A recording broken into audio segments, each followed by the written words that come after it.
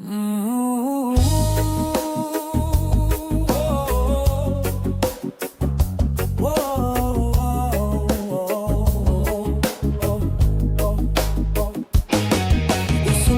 sa alingaw-ngaw ng sigaw sa dilim, kaluluwang tinahi sa anino, wasak at nagdurusa.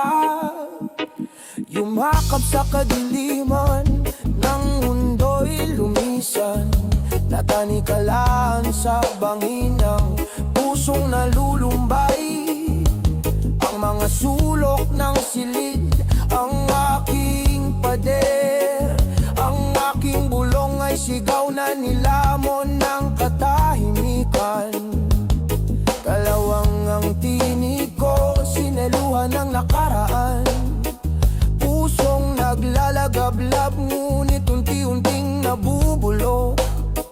Laso ng pagdududa at poot ang bumubuhos sa akin. Ako ang salamin ng kaguluhang ayaw nilang makita. Ako ang himig ng dalamhati, katahimikang kinatatakutan. Multong naglalakad sa kawalan, narito ba ako, itinuturing na sumpa. Misfit itim na tupa, aninong gumagalaw sa mundong natutulog sa sarili. Kahit kawalan ay tinataboy ako, niluluwa ang pangalan ko. Naglalakad ako sa buhay na hindi nadadarang ng apoy. Walang kamag-anak na masasandalan, walang matatakbuhan, pag-asa'y kandila na tumatangging magsindi. Ang luha ko'y natuyo, parang disyertong walang ulan. Kapalaran ko'y sumpa, nakaukit sa aking pala. Diram na buhay, bahid ng kamatayan at buo. Laruan ng universo, di naririnig sa pag-ikot ng mundo.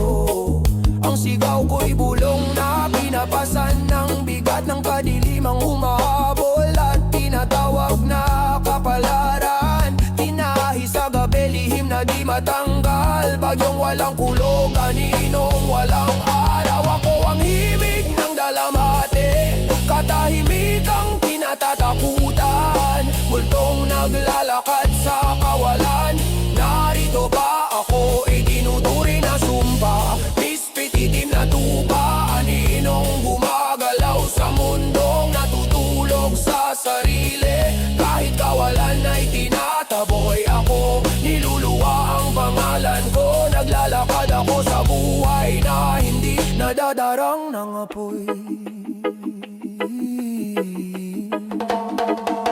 Bulok na pag-asa, sirang ilaw, apo sa dibdib. Walang puwang na pagtataguan, saan mang sulok ay nakatali.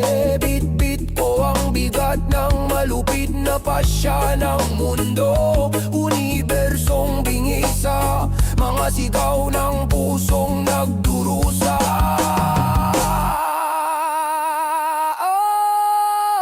Ako ang himig ng dalamhati, katotohanang tinatanggi. Aninong ayaw maglaho, kahit winawasak ng gabit bagyo. Di nakikita, isinumpa, ngunit nananatiling nakatindig. Sugat ang kaluluwang pilit pa ring lumalaban.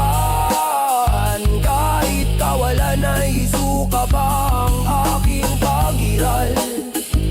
Mula sa dilim babangon ako, ang kirot ko ang aking paglaban.